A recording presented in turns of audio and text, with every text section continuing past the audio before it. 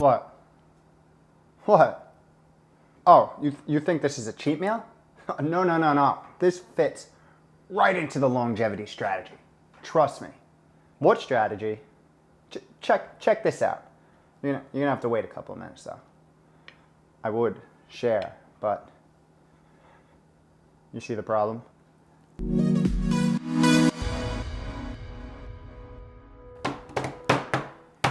Guys, what is up? Welcome back to the last week of How to Health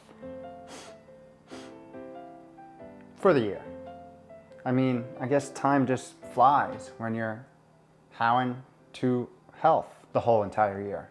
Anyhow, I just want to take a moment and thank you for tuning in week after week, interacting in the comment section, giving me your experience on what works for you. It has been a hell of a year. We covered a ton of topics, and most of all, it has been a ton of freaking fun. So looking forward to 2020, How to Health. Got a few surprises around the corner, and wishing you and yours a very, very happy and healthy holiday season. Enough with the mushy stuff. Let's get back on track. If you don't already know, my name is Kevin. I run liftandbalance.com, where we take aim at all things health and do it in a very outgoing, rambunctious, highly sarcastic manner that makes you question if this whole thing is a goddamn joke. It's not, but I'm only doing my job if you think about it every once and again. And before we dive into the last topic of the year, I just want to start by saying those pancakes, very delicious, aren't your standard pancakes. Very special, simple recipe. One day in 2020, we might take a look into it, but that's a different day. Today, we're going to look at how we can simplify nutrition for longevity and just overall present day health. And we're gonna break this down into 3 specific levers that you can pull and manipulate to drive your mission statement of health and happiness. Gotta be a little happy sometimes. We're gonna take a look into some of the research behind each, as well as how and when to pull and manipulate these to get the most benefits out of it. Make sense? And if you are anyone that is somewhat interested in health, the first one is pretty much table stakes. It's the one that everyone turns to when they're looking to make a change or get a quick fix. Although that's changing. Now it's the second 2 that really get me jacked up. And they are most likely points of intervention that you can leverage. So this nutritional and eating breakdown really keeps it high level. And again, this is something that was formulated by the longevity guru himself, Peter Attia, to convey how to do this simple. So the 3 specific levers that we're going to focus in on today is the what you eat, the when you eat, and the how much you eat. And then at the end, we're going to talk about when each lever should be pulled and if 2 could even be pulled at the same time. So let's get right into it with the what you eat.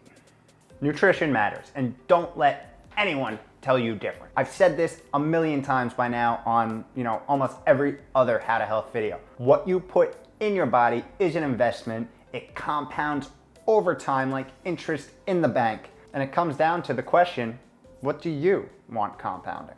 Diets are everyone's de facto go-to when they're looking to make a quick fix. But to be frank, quick fixes don't do shit. What you eat needs to be viewed as habitual nourishment, an eating lifestyle. Blah, blah, blah, blah, blah. You get it. Short-term diets rarely fix anything long-term. You gotta be in it for the long haul. And it's totally fine to structure your eating based on a particular diet, but you need to be consistent. And basically anything is better than the very, very sad diet that most people follow. Yes, it is a sad diet because it is the standard American diet, which references the typical eating style of the Western world.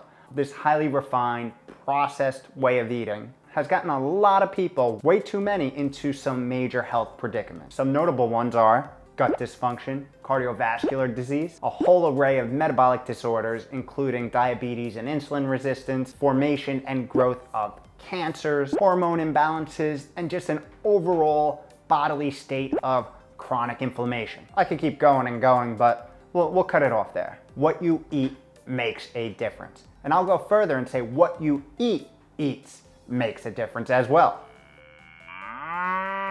And if you're expecting an answer right here on what exactly you should eat, you're not gonna get one, because everybody's different, and my suggesting a specific diet for you to follow without knowing anything about you is just plain ignorant. What I will tell you is most experts agree, which is very difficult in the nutritional science world, that the best way of eating is one focused around eating real, whole, unprocessed foods and less shit with a nutritional label on it, aka processed foods, loaded with preservatives, added sugars, unnatural fats, and a laundry list of chemicals that most don't give the time of day. Go real, go organic, go minimally processed. All right, so hopefully now you understand that what you eat matters, and the type of food you put in your body matters. Like I said before, this is kind of the table stakes. You should know this. If not, you know it now. Now it's the next two where shit really starts to get interesting. Let's transition into the when you eat. Oh yeah, and it wouldn't be like an end of the year video if we didn't have our unofficial San Pellegrino sponsorship, right?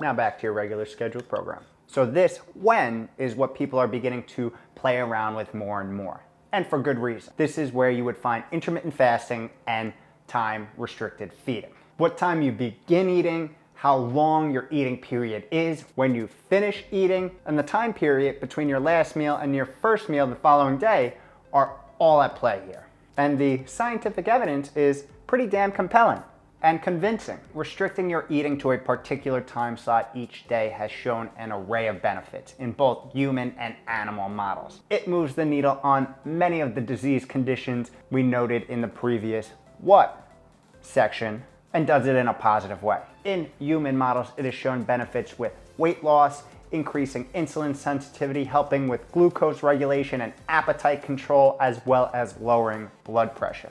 But we're able to dig a little deeper in animal models where it is shown to improve cardiometabolic health, lower cancer rates, decrease tumor growth, and activate a whole array of longevity pathways. I know, that's awesome, that's unbelievable, it's miraculous. But wait, there is more. It's also been shown that the duration of your eating window, as well as the time of day that window is positioned, can also make an impact. The standard protocol most people follow is a 16-8. That's 16 hours of fasting, 8 hours of eating. The typical time of day most folks follow is starting your feeding somewhere around 12 p.m. and finishing at around 8 p.m. This window accommodates post-work, dinner, family time, and it just seems to work for most people. And that's totally cool. However, there is some interesting research trickling on out that shows that moving your window earlier in the day can make even more of an impact. For example, this would be doing something like taking your 12 p.m. to 8 p.m. window and moving it to 10 a.m. to 6 p.m. or even going further and do 8 a.m. to 4 p.m., things of that nature. The current rationale for these extra benefits is believed to have something to do with better alignment with our circadian clock, or our natural body clock, our internal sleep-wake cycles. Research suggested that our bodies are more optimized and better equipped to digest food earlier in the day, finishing all our digestion before we hit the hay, reducing the amount of energy that is stored, improving sleep quality and overall metabolic efficiency, as well as showing increased markers of our self-recycling program, autophagy, the following morning. Super interesting stuff, right? The eating window can also be manipulated for those super duper extra overachievers, cutting the window down to 6 hours, 4 hours, and even an OMAD lifestyle, or a 1 meal a day. And I don't know if I want to go into this next research, but you know what? Hell, I'm gonna do it, because I think it's super, super important to show the power of time-restricted feeding or intermittent fasting. Research has shown that just by condensing your eating window, 16 hours of fasting or longer daily can make significant impacts on many metabolic markers without making any changes to your diet or the what you eat. And that right there makes turning to a scheduled time-restricted feeding protocol an easy on-ramp to make some immediate change. So that's the when you eat. Lastly, we're gonna finish up with the how much you eat. All right, so when many of us think of how much you eat, we always kind of default think of overeating. And don't get me wrong, overeating is a problem. But what I wanna focus on for this particular conversation is the exact opposite of overeating. And that is eating nothing, at least for a specific period of time. And eating nothing is fasting. And we've spoke a lot about fasting on this channel. I suggest if you want to take a deep dive, go to the show notes below where you can see a ton of links on some of my most notable fasting experiments. But as it pertains to this conversation, why would something like fasting actually make a difference? And it comes down to this. When you sustain from eating, your body triggers several survival mechanisms, which activate longevity pathways, many times improving short-term and long-term metabolic health. This category really pertains to prolonged fasting, and everyone has a different definition of it. It's typically somewhere from 36 to 48 hours and beyond. Many of these benefits come from the inhibition of mTOR and the activation of autophagy, or our cellular recycling program. When nutrients are scarce, our body begins cleaning up and recycling weak and damaged cells, basically cleaning house, allowing the healthy and strong to survive.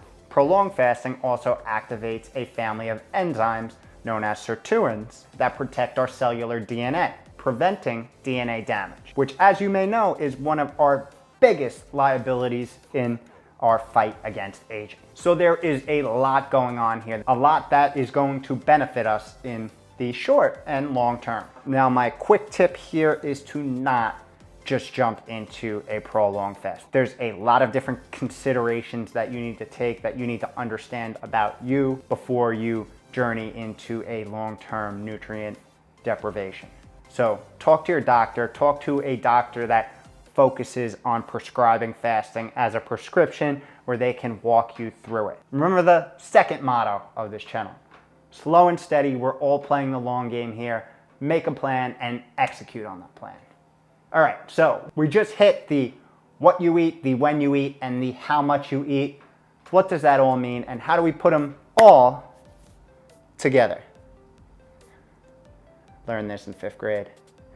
All right, so how and when do you pull on each lever to make the most impact to your present day and future day health? Well, to tell you the truth, it really depends on your specific goals. But I will tell you this, at any given time, it is important to be pulling at least one of these levers. Think about it. When you're not, you are in that danger zone, that standard American diet zone. So at any given time, you want to be focusing on what you eat, when you eat, or how much you eat.